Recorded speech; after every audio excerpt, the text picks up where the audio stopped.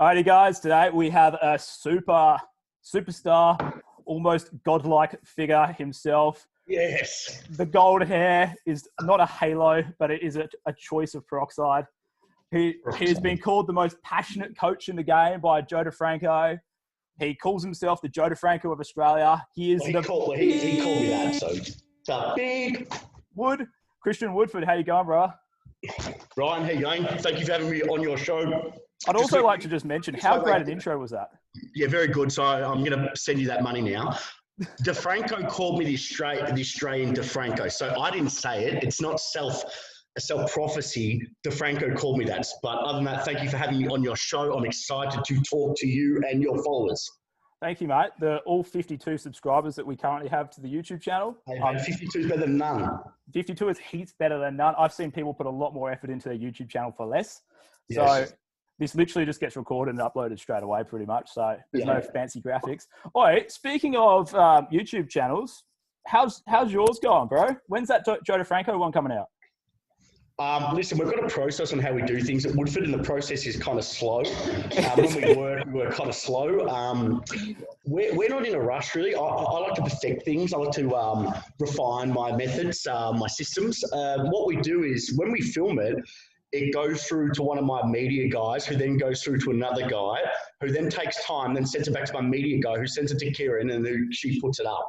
So it's a drawn-out process, but the good thing about that is we're not rushing anything. I don't really want to rush it. I like doing things right, and we're slowly building that. We're actually going to move. We're trying to look at right now. We're going to go put our Ask Woodford not just to YouTube, but also to Spotify as well. Yeah, because you have a Spotify account. I think I told you, and you're like, what? You have a Spotify account. I didn't even know that. Yeah, Christian Woodford is on Spotify. You have like one episode up. I think it's the original episode. I don't even know who put that up then. Maybe Alex put it up. Well, we're going to look at putting it on podcasts, so like maybe Apple podcasts, because everyone like has headphones and they go like in the car listening. Not everyone can like open up YouTube, and I think that's going to get a little bit more reach if we do that. So yeah, we're about to do the same thing with this one. Yeah, you want to do that. You want both platforms, but Spotify or Apple iTunes or something like that, Apple Podcast would be a good way to go. Yeah. All right, mate. Let's dig in. You have a great story. Yeah. Not a great head, but a great story. Thanks. How did you start this magical journey in the fitness industry, like, and inspire so many people? Where did it all start for you, mate? It's actually funny when I think about it now, because I was talking with Kieran just before about having a vision, and it all started with a vision. And I remember when I was 25 years old, which seems like an eternity ago, but it was only in 2012. I was 25 years old, and I finished my undergrad, I finished my honours, I did a shitload of free work experience around Australia. And I got to a stage in my life where I was like, what am I doing with my life? Like, I'm really lacking drive. I'm lacking a vision. I'm doing what everyone used to say, do exercise science, become an overqualified personal trainer. There's no jobs, there's no market. And I kind of thought that everyone just says that. If everyone said it, no one's ever going to do anything in this industry. And everyone was real negative about doing anything in the private sector. So when I came back from America, I followed Joe DeFranco for a long time. And I thought to myself, one day I want to become the Joe DeFranco of Australia. I always said that to myself. I said, I want to kind of be like this guy, because this guy trains pro athletes, or athletes of all levels and sports and ages in his private facility. And he's got a really good brand, a strong brand that uses science and art for results. And I thought, I looked at him and I said, well, if he's done it, it's possible anyone else can do it. So when I came back, I said to myself, if I can lead, I've waited for years. Like, I waited for so long for someone to come and change it and create more jobs and more awareness. So I said, one day I woke up, I said, fuck it, I'm just going to do this myself. I'm going to take the accountability for myself and the industry, and I'm going to go forward. But I knew doing this I wouldn't be liked. I would be liked, I'd be loved. But I knew at the start I'd be hated a little bit, just because in Australia, especially because of my personality, I'm very outspoken. People don't like that. But the thing about someone being outspoken, they get talked about. So people don't like hearing the truth is a big thing. Oh, yeah, true, 100%. Especially when you've got someone like me saying how it is and coming out and going, well, that's bullshit. This is how we do things, and this is a science-based way of doing it. I think a lot of people got real insecure. What happens is when you come out and say something, or you're doing something that and you believe, like when I say something, I say it with passion and love because I truly believe in it. I believe when someone sees someone who's doing that and they want to be doing that, but they're so insecure they can't do that, what they're going to do is they're going to belittle that person and try and chop them down and make themselves feel better. That's a projection of insecurities. Now, when I was 25, I still really didn't know who I was 100%. It took me probably 2, 3, 4 more years to really understand that. But what I've learned since I was 25 years old is human nature, and what we're like as humans is to, if someone goes out and tries to get, like me, wanted to achieve this goal, I always found it funny how many people did want to chop me down, because all I was trying to do was help the industry grow. And you've seen what I've done since 2012. Well, look at the industry, how much it's grown. Now, I'm not saying that I was the main, like I was the only one, but I was the main catalyst for change, because I was the main guy who was putting stuff on social media, not just a powerlifter doing a 1RM squat or any string sport athlete. I was doing training videos. I was being transparent. I was an easy target, but I need to be transparent to show you what evidence-based athlete development is. And I do a video, I do a write-up, I do science and art. And I was the first one really to do that. And the amount of people who had fucking opinions on my training, like this is wrong, this is wrong, it didn't really matter for me, because all I cared about was getting reach, getting more people to talk about it. And that's how I grew the brand. And I knew at that stage I had to develop a strong brand, I had to stick to what I was saying. I couldn't deviate from the course of my action. If I said something, I had to go with it. And I followed the path, and I went the path of where most students, they go this easy path, right? I said, fuck it, I'm going to take the path of most resistance. But I knew it was going to be hard, but I knew at the end I was going to achieve what I wanted to achieve if I stuck to it. But a lot of people, what happens is they start on their journey and it gets a little bit hard and they give up. And I can understand. Sometimes I can understand why. But this is why I always say, you never ever choose a job for money, for money. You never choose a job that's what society thinks that you want, or your parents or your family and friends think that you want. Because the minute it gets hard, Ryan, you're going to give up. Yeah. Man, thank God I love this industry, because if I didn't love this industry, I would have given up. So, I mean, for me, when I came back, the idea was to create something that no one's ever created, create a brand that was the most well-known in Australia, but also the world as well. That's what I wanted. I want to be the best in the world. And I wanted to train athletes for all levels, all sports, all ages. And it's led me to meet some fantastic people. I actually did my first workshop ever, my first workshop a long time ago in Western Australia, and I met a guy called Ryan Everton right there, and ever since then, but it just proves that we can, it's been fantastic to meet people on my journey, like yourself, and watch you grow, and I think as an industry, we're all getting better.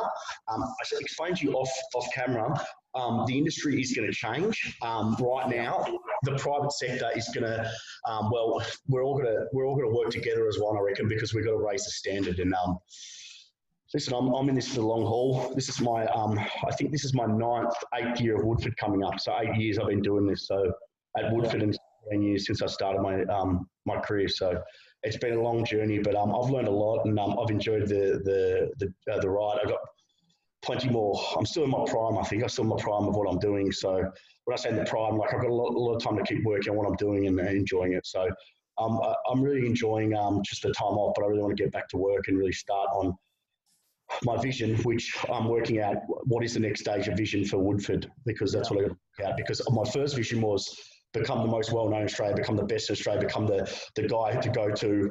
And my next one is, what do I do next? I think for me, I want to refine my systems. I want to refine my business. I still want to be known. At the end of my career, I want to be known as Woodford, my brand, and myself as one of the best in the world, but also a guy, a coach, and a brand that really wanted to help the industry move forward, because I want to leave a legacy and help, like everyone. I want to leave something that fucking is good in the industry, not shit. Something that mattered, like when people look back, like, what do you contribute with your life, And if you could, like, not everyone has to, be a Christian Woodford and bring the private sector forward in the way you did, or you have and will continue to do. But, you want to leave a mark on at least someone, I think people who don't want to do that just haven't figured out what they want to do.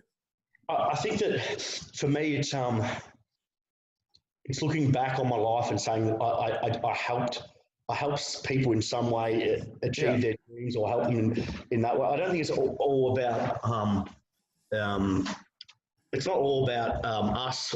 It's about the whole industry as a whole. And I think that the more people you help, honestly, the more you grow. So I really think the industry, I think that's, it is a weird industry though, man. It's one of those industries that I can't describe it. You've been in it for a while now. It's just a weird industry, man. Like you can have people who are really driven, really educated, really passionate, and they still might make no money. Yet all the people who have no idea but look a certain way and can sell make all the money. Great social media account, like all you need to do is post a couple of photos of you training, some model or something, and bam, you're rolling, So and then you get a lot of other guys. Like I work with swimmers. Like where is the reach with swimmers, guys? Like I know swimmers, nothing. But like I love helping them, man. Like that's what I wanted to do. So I'm going to help every swimmer I can. Like I don't really care what my social media. I post up on social media now because we've got marketing and stuff like that in place. So I have to. So it's like a requirement, but that's only to keep me accountable with it. Yeah. Like I don't enjoy it that much, but I do it to kind of grow the reach. So if the way I see it is like, if there's swimmers out there that are following me and they're not working with me, at least they can get some help, like they may not be able to work with me because they may not live near me or something like that, but at least then they can get onto something and work that way. I just want to help people. That was my thing.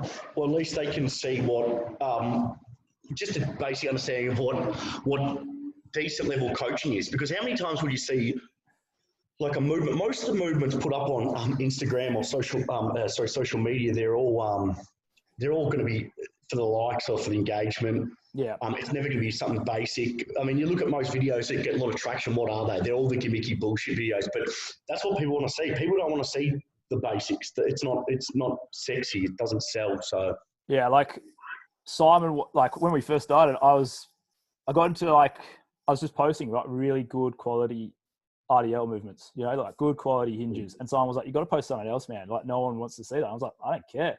The more people can see that every single one of the guys that I post, and they're all different, are doing this technique so well, like quality movement, like the stuff you always talk about. Movement quality overload, speed overload.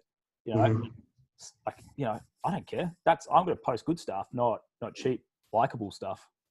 Yeah, I think in the industry, it's more geared towards the looks of it. Oh man, if it's seen as like, what people don't understand is simple is not easy, and complex doesn't equal hard. Like standing on a BOSU ball, like example would be unstable training. It might be standing on a BOSU ball. It might be anything like that. It might be perfect example is like unstable surface training. It would have to be the biggest gimmicky and most stupidest thing ever because it makes no sense. I can't understand it. I never will, because if you think about unstable training takes away your stability through the ground. And what that means is you can't lift as much weight. You can't apply as much force on the ground. Athletes play, especially field court-based sport athletes. I'm not talking about water sport athletes where their dry land training occurs on the land. But water sport athletes, let's leave that aside. But we're talking field court-based sport athletes. They're applying force in the ground. If you take that away, you create an unstable environment. You can't apply as much force to the ground, so it negates the whole reason why you're doing it. I can't understand. They talk about stabilizer activation. Well, I'm pretty sure you get stabilizer activation when you've got any load on your back as well, because your body has to stabilize, but stabilize while they're moving as well in dynamic settings. So I've never understood that, but people like to look at that and they go, because it looks gimmicky or because it looks different, people think it's going to do sport specific. Well, that's it. They think it's sport specific. They think that it's going to yield more transfer than just a basic simple squat, a hinge, a single leg RDL, a split squat, something like that. People look at those movements and they automatically think, because it's unstable, it must be sport specific. Or it's a bit different. That must be cool. That guy must be hell smart. It's like no, not necessarily. Like the other day, I had something said to me, and it was I'm not going to name who sent it to me, but it was for foot rehab. Foot rehab, and they did a single leg RDL with a barbell into an overhead press. As the recommended exercise for us to implement into our program. I turned to Simon and said, that shit's not going in there. Why would they do that? Why would you just do a single leg RDL? I don't know. The worst bit was the demonstration video they had on YouTube. Yeah. They couldn't do the single leg RDL without the barbell. they struggled to do it well. They struggled to do it with the barbell at all. And then the overhead press, they almost fell over. And like their justification for it was like writing underneath in like, you know, how like you go on iMovie and you write like little comments so it pops up at the right moment. They wrote, see, it's hard. It's like, what? Why are you giving it to as a rehab exercise? Like I went on, I don't know, you're not on Instagram at the moment, are you? Nah. Yeah, well, you wouldn't have seen it, but on Instagram, I blew up. I don't blow up on social media a lot because, you know, I'm not that kind of person. I don't want to do that, but I let loose. And I came up with this really cool, I came up with this little thing called don't overcomplicate to compensate. That was my little thing that I got out of it. Don't overcomplicate to compensate. I was like, this is just ridiculous. Stop doing this, guys. People are doing that because you know why they're doing it is because one, they can't educate, they don't understand the fundamentals, and two, what they'll do is they try and when people don't understand the fundamentals of training and how to master the basics, what they'll do is they'll do a movement that's clearly over their competency. They're not, people aren't competent with it, so they're going to give them a movement like that, so it makes them feel like the client feels like they're achieving something because it's, oh well, I can't do this. Yeah, because you haven't been regressed properly, you haven't been coached properly on these movements to begin with, and you're not ready for it. You've missed out on all the good juicy juice from just stabilizing on single foot. Well, yeah, but and also think about this. What happens, right, when you're doing all this fancy stuff, right? When I say fancy stuff, when you're doing all like this, people do this. They get too complex too soon. They want to get too fancy with their programming, right? What happens is you're giving yourself nothing to do when the individual, the client stagnates. What do you do then? You've tried everything. Yeah, where are you going? Well, this is why we talk about nailing. You want low-hanging fruit first. So doing the basics savagely well first. You grab that low-hanging fruit. You want to squeeze as much juice out of them as possible before you progress on. Because once you do that and you progress on to more complex stuff, it gives you nowhere to go after you've reached that, and that's an issue. So I think that's where the low-hanging fruit. You want to nail the basics, keep squeezing as much juice out as possible, and then you can try more specific, more complex stuff. But in regards to all that crap you're saying, you know, you're talking about like stability training, like sport-specific functional training. Listen, all that all stuff. The fun words. Well, yeah, the reason why people do them is because of lack of knowledge, a lack of education, a lack of understanding the basics and how to apply, how to get results really. Because what they'll do is they'll do a fancy movement and then they'll justify it with saying it's hard. What that guy said. Yeah. They don't understand. So for me, it's like people will always. Some people buy into that, some people won't. You've got to think though, it's the year 2020, and there's that much research on training. Like if you go to PubMed, there's so much research talking about fundamental, basic barbell training, applying fundamental sports science principles in a practice sense. There's so much research out there in strength, powers, speed training, whatever it is, right? Muscle building training for hypertrophy and fat loss. You think by now we'd have it kind of a little bit better, more developed in terms of using applied sports science. But you go around and you see like a lot of training videos and they're just fucking crap. But that's life, I guess. And the reason why this industry is so flooded is because of the lack of how do I put it? The lack of qualification there. You know that. Like you can get a qualification now online, brother, in I think 12 weeks. Yeah, online. And that's it's a bit. We'll give the guys at Orphic a shout out. That's why when you told us about your one, and we were like, look, get us involved with that. Like we want to get involved with that because I did the Cert 3 and 4. How was your Cert 3 and 4? My Cert 3 and 4 was actually quite good. Yeah.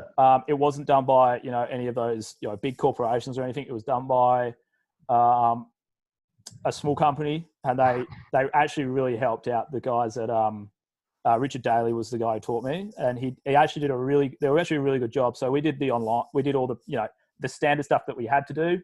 On Mondays we had a question time, so we'd go into class and ask whatever questions we wanted to ask, and you'd go through it, and in quite good detail as well. Like it was a lot of practical. It was actually quite good, but you still nutted it out. And I think I did the Cert 3 in 3 weeks. 3 weeks. Like, cause it's just like a paperwork. So you just get all the paperwork done. And that's it's kind of you're done. The Cert 4 took a bit of time because like you got to do like a 6 week. We had to do a 6 week practical. So you got at least 6 weeks there, and it's a lot more theory. But, theory. Like the Orphic ones, much better. Fantastic. Do you know what they do, bro? They do competent or not competent. So Yeah, all you that's it. if you're competent. And my big thing about that is, what can you learn about the body in 3, 4, 5, 6 weeks? You can't. 100%. What can you learn? What can you learn? And this is another thing. If you're doing it online, right, what is the word what we do? We are personal coaching, personal trainers, the personal. Yeah. It takes the whole art of what we do, and that art is the application. That art is communication. That art is relationship building. So it's disgusting to think that you can do this online. Like, man, it really takes the piss out of what we do, because the people who really want a career in this, right, it fucks up for those people, because what happens is the industry becomes so flooded, no one knows the difference. And then most people in general will just go to a cheaper option. Like there's trainers Price point keeps dropping because people are trying to get in. And because there's so many of in the industry, people just, to make money, they'll just drop their price. Like, I remember when I first started as a trainer in Genesis, when I was 19 or 20, give or take. Man, I remember trainers, there were 6, 7 trainers paying rent, and they would all undercut each other because they make money. But I can understand why they would do it, but then in the end of the day, if you're just undercutting yourself, you're disrespecting the whole profession. And I think that's another thing, is because the qualification's so low, people just jump in and out of this industry, and there needs to be some, I've said this for years, it's never going to happen, but there needs to be some sort of minimal education requirement or applied test you need to sit. So that's where I'm at. I think there should be, because I think the university degree is important, and I feel that level of education is important, but I don't feel like that is the only way for everyone. Take me, for example. I am useless reading, writing, that kind of stuff. Yeah. Absolutely useless. So like for me, university was harder than school, because at least at school you have the structure. Uni, you can do whatever you want. But like uni was very tough for me. That's half the reason I dropped out. What year did you drop out? I dropped out. I was on my second year, but I was doing it part-time because of swimming. Oh, yeah. So I was about halfway through. I probably should have just nutted it out and got it done. But I was so sick of it. It was making me hate it. Like the university degree was making me hate it. You know what's funny? So like people ask me about uni. It's like I get so many questions. Oh, what degree should I do? Should I do this master's? Listen, in all honesty, man, my personal opinion is you don't like. This is a big call for someone who has a degree in honours, and my company's called Woodford Sports Science Consulting. This is a big call. I don't believe you need a degree, because if I take Brick, for example, let's look at Brick. I reckon I could have turned Brick even without a degree. I reckon Brick would be a good coach. But you know what the issue is, Ryan? There's not enough mentors willing to put time into these. Like, it needs to become a trade. Like, example, Brick followed me around for like, I think, eight months. I reckon if he followed me around, he'd be just be good, because he upskills himself. But like, even with Jules, like for us, Jules was doing his university degree, and we got him. He asked us to do his prac with us. Yeah. About a year before he got a job with us. So he was doing prac, and after his prac finished, he still hung out. He still came down. Yeah, because he loved about a year before we could employ him, because he didn't have a degree, but he didn't have any like qualifications and stuff like that. So, but he was working with us for a year, like, and he was like, I just wanted to learn so much. Yeah, but you know what? The best coaches aren't always the most educated in terms of qualification. It's always funny. The best coaches have innate knowledge and the ability to communicate and build relationships. Yeah. If you're watching this out of your 56 followers or whatever it is. 56 is ambitious. 56 is a bit ambitious. The best thing I've ever learned in this industry, the more experience I get, the more I understand it's not about the X's and O's. It's not about the sets, the reps, exercise.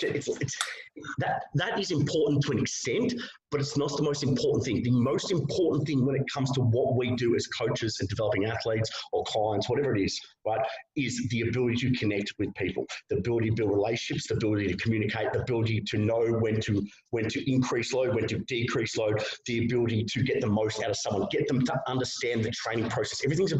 For me, everything is about a journey. It's not the destination. If you stop worrying about the fucking destination, I think this is something that fucked me up last year, last few years. I've only cared about the destination. I haven't cared about the journey. I think one thing I want to get back to is enjoying the journey of this, the process is key. Process.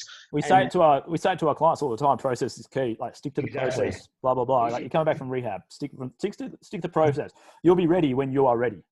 Yeah, but you need to get. This is the art of a coach, is to get to someone to buy into the process. 100%. And what people don't understand is all these kids come out and they get degrees and masters, and then they forget.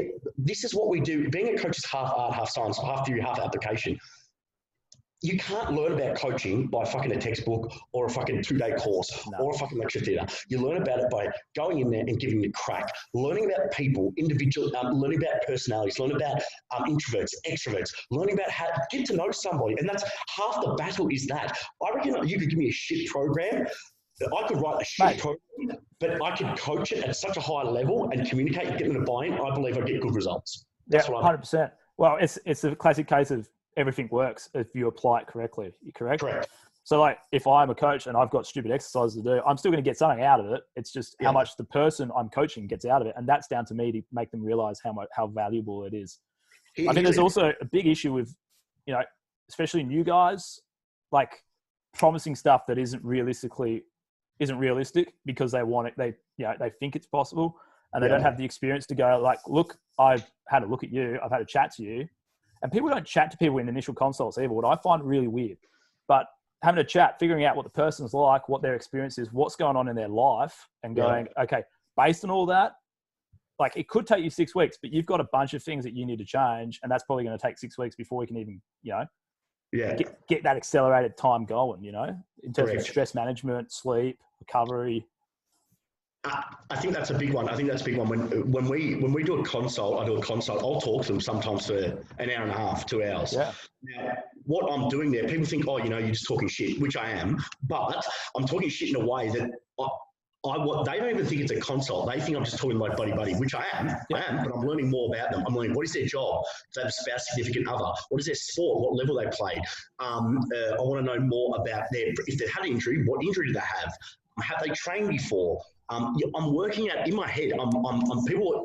I remember I was talking to one of the boys a few weeks, probably before this COVID happened, and I'm talking about relationship building. So I'm building that trust, I'm building the relationship, but also what I'm doing is I'm starting to get a general idea of what they're here for, what they're trying to get out of it. I'm trying to understand what is their drive, what is their motivator for this. Now, the majority of athletes I train, I'm going to be honest with you, they're going to be motivated already because they're paying me a lot of money. And if someone's paying you a lot of money, they're going to be motivated.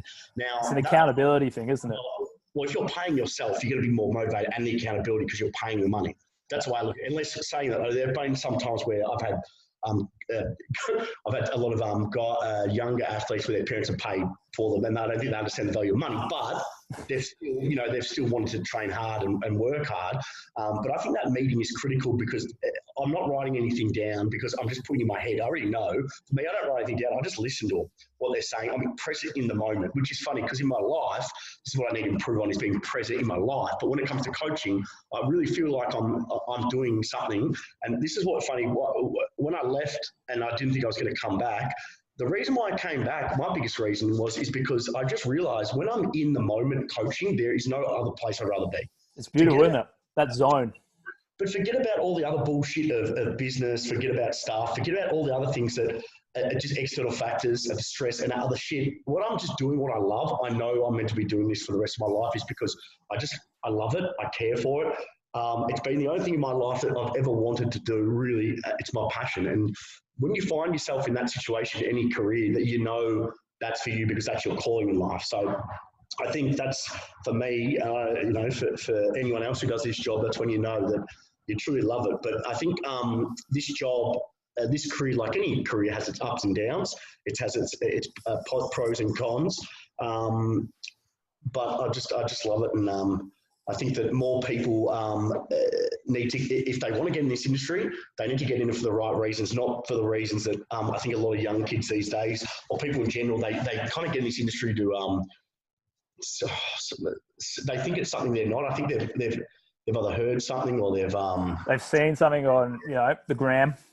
Yeah, well, probably, yeah. Oh, we know what it is. They say this social media influencers, and it's all about like fitness and shit like that. But that's not what fitness is. Fitness isn't about that. Fitness for me it is about education. It's about knowledge. It's about commitment and longevity to a process. That's what I believe. Yep. Did you do any form of coaching before you were in the gym?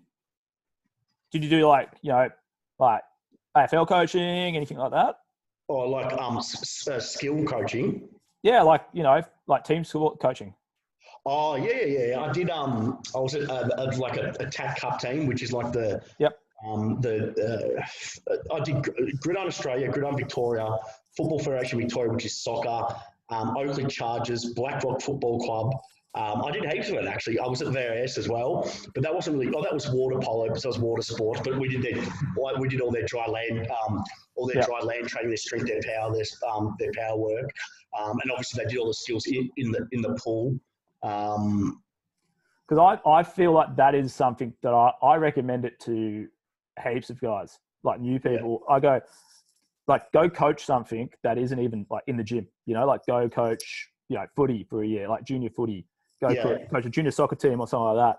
Because that's where I started. So I started in swim coaching. Well, while I was swimming, I was swim coaching because it works well. You can get some money while you're trying to be a professional athlete, with no money coming in. So like I was doing that for years. So when I transferred over to this, like once I had like, a bit of knowledge, like the talking, the coaching, the, relating to athletes and stuff like that, or general pop clients, asking them the right questions, that was easy.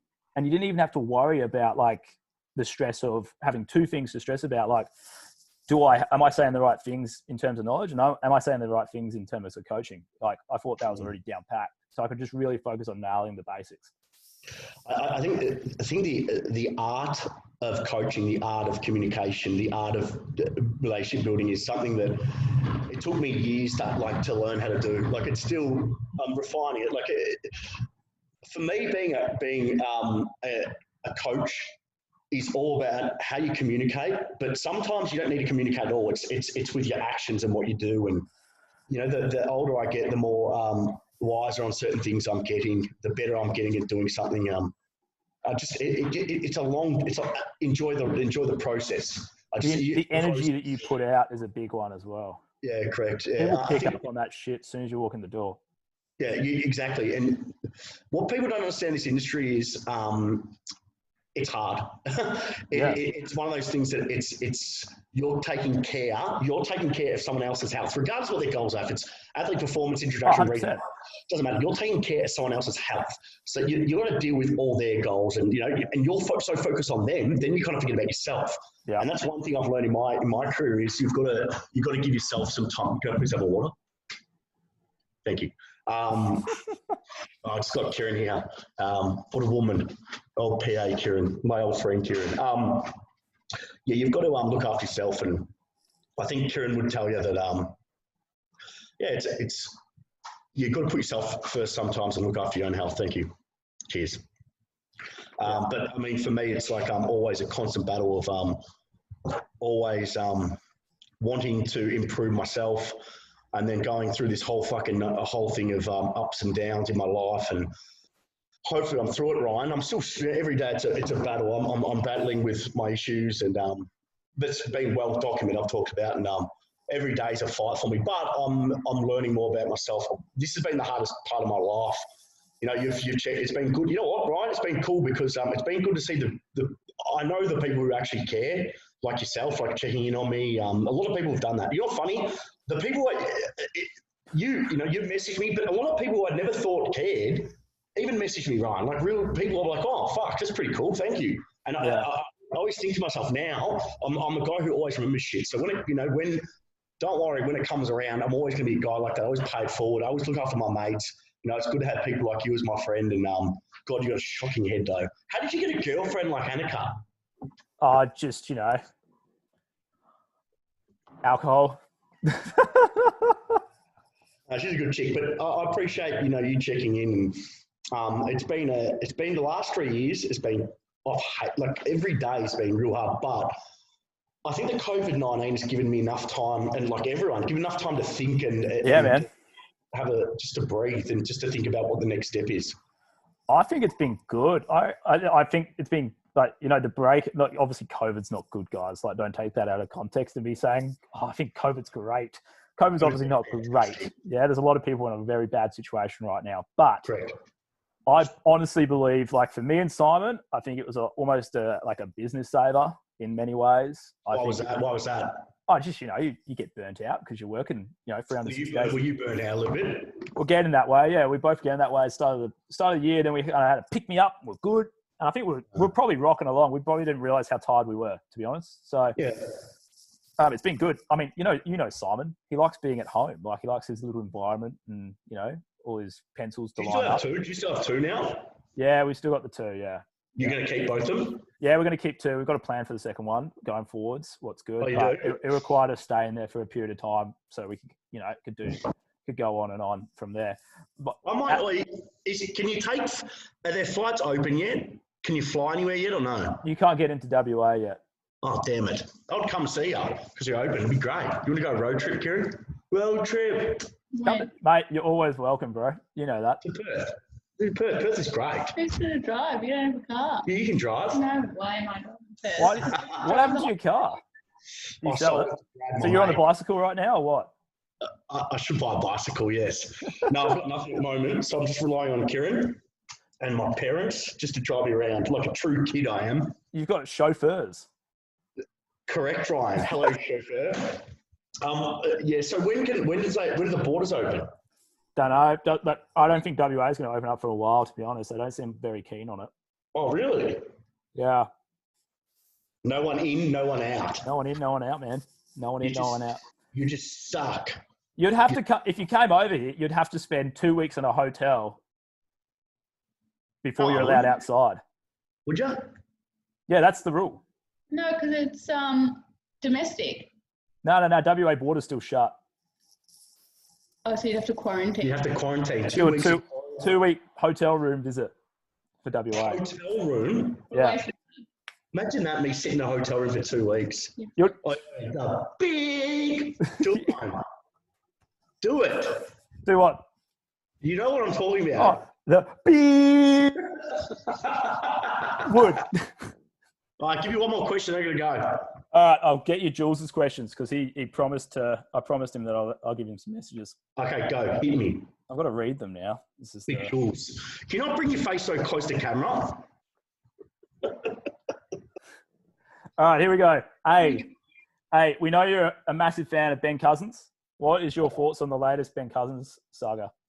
Say that again. Say it again. You're a big fan of Ben Cousins. Last time you were here, you spent literally 2 days looking for him. I did actually, yeah. What is your opinion on the development so far into Ben Cousins? I think they used him. I think Channel 7 used him. I think Basil Zemplis can fuck off. I think he's a terrible human being. I think what the questions he got were so he doesn't understand addiction. Did you watch the interview? No, I didn't even know Ben Cousins was in the news again. I don't watch the news that much, man. Basil Zemplis, the questions he was asking as an interviewer shows such a lack of understanding of where his mental state was and addiction. I thought they used him. He was obviously quite high in the interview. He's not in a good place, man. I think he's. I think that. I have empathy for him anyway. I feel sorry for the bloke. All right, now the actual question. All right, that wasn't the actual question. That was the pre-question question. Fair enough. Reviewed calls for the AFL to raise the draft age after this season, facing backlash from senior AFL staff. What's the Woods thoughts? Good spelling, Jules. Of course it's the draft age needs to go up. I'll tell you why. 18 years old, right? Number one. At 18 years old, different maturity rates. So in terms of their biological age doesn't always meet their biological age. So the players, generally speaking, the players that get drafted in the highest in terms of 1 to 20, 1 to 15, are normally the bigger mature body players, right? Now, also 18 years old, you need to think mature-wise in terms of psychological maturity. They haven't really developed really anything really. You're 18 years old, you're still learning about life, you're still learning about, and fuck, what the fuck did I know at 18? I didn't even know. I was about to say, anyone who knew me at 18, far out, man. Well, you think about this, Ryan. You give an 18-year-old, 19-year-old, let's say 18-year-old, you give them 200 grand. You give them 200 grand, you give them exposure in the media. What do you think's going to happen? Like, come on, man. That's the first thing. Number two is, at 18 years old, big bad things. Well, you did. Well, trust me, if I was 18 years old and I was on 200K at 18 years old, I'll tell you what, I wouldn't be here right now doing what I'm doing. I'll tell you what, I'd be doing something else, but Yeah. you enjoy and laugh. I think 18 years old as well, it's important to note this, right? When they're 18, they've got year 12.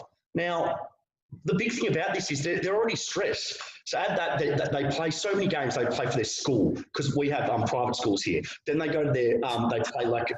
So do we. Yeah, but I'm trying to say APS. You wouldn't understand.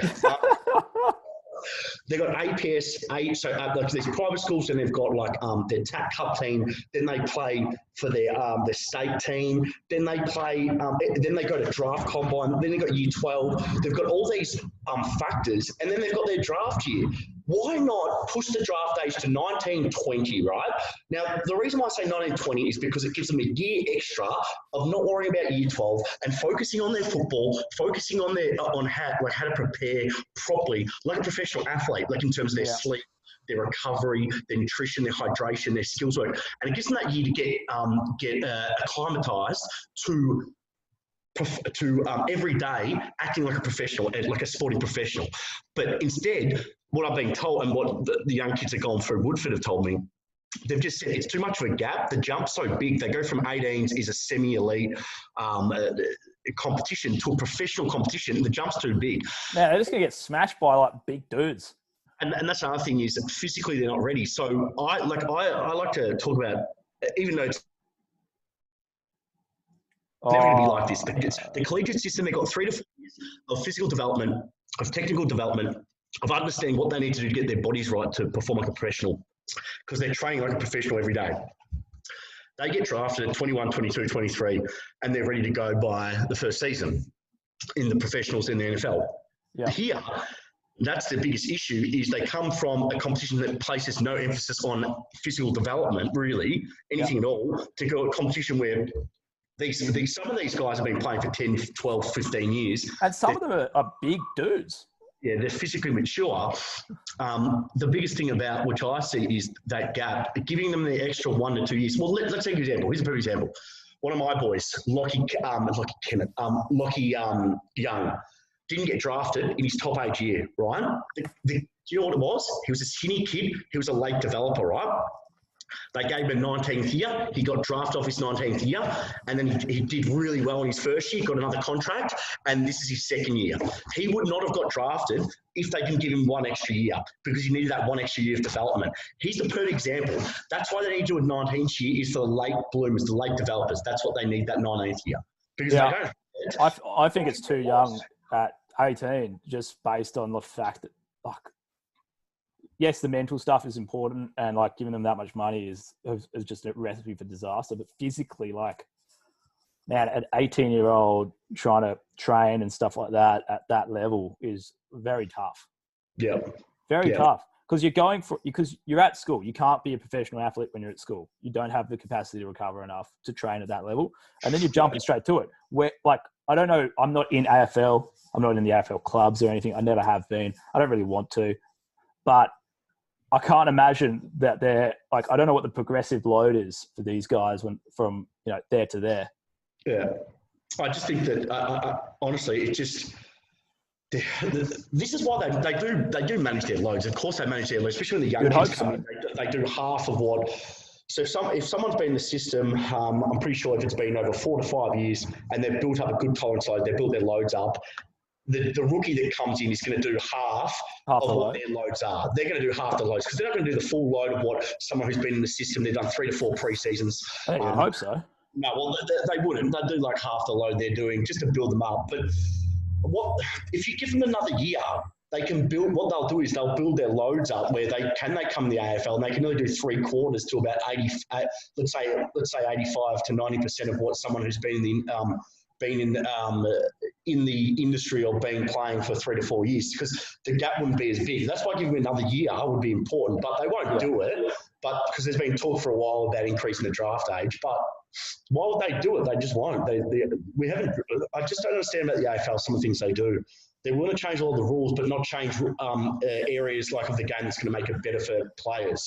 Yeah, sounds about right. All right, you're a busy man. You probably need to go to the toilet or something. So, because you've been sculling water for before, after, and during. water is important. Like, we're quickly, for everyone out there, Hydrate. hydration is important. The second thing is, it's very important. Like, yes, Ryan, we get it. You're holding this blue tub. Yes. This blue cylinder. Just quickly, water. Critical. Makes up the majority of your body. 2 litres of water a day is 2 litres like that. 2 litres of water a day is very important. Make sure you drink it. Important for every physiological process. Drink water. Like, do you want to? Here's a little fact for you. Do you know how long we can last without food for? Seriously? Hit me. Or do you know or no? Food. Freaking ages, man. No, well, we can last without food for, I think, I'm pretty sure a month, give or take. That's ages. Do you know how long we can last without water? It's like 2 days or something, isn't it? Oh, can you type it in, Kieran, and find out? What did you think? I need to find this. How long can we last without water? I'm pretty sure it's like a few days. Yeah, I thought it was only a couple of days. Oh, here we go. Who's right? Who's closer? Waiting. A few days. Oh, a few days. Ooh, what does a few days mean? Kieran, let's say 3. A 3. couple. Meet in the middle. You said 5, I said 2. Yeah, I'm technically closer. Gee, may only survive a few days. That's hectic. So, people, water, critical. Do you know what I call it? I call it to Kieran as well. The elixir of life. It's the elixir of life. Why are you laughing at that? Just, that's the last thing I could hold in with your hairdo. Oh, fuck off, you. Well, thank you for having me on your podcast, Ryan, and your 54 followers. Hopefully they took something out of it. You guys are legends. We're going to catch up with you soon once the borders get reopened. Yeah, bro. All right. Catch you soon, eh? Thank you very much. See you, mate. Bye. Bye.